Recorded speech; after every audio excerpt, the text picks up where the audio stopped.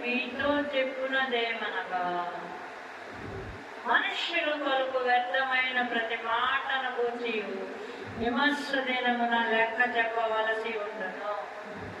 దేవుని బిడ్డలారా, మనం ఇప్పుడు లోకంలో గమనించినట్లయితే మనుషులు విస్తారంగా మాట్లాడుతారు.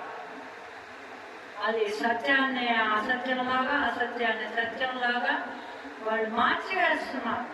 అందుకనే దేవుడు ఏమంటున్నాడు, నీ మాటలను బట్టి నీతిమంతుడు అని తీర్పు నొందుదువు, నీ మాటలను బట్టి అపరాధి అని తీర్పు నొందుదువు.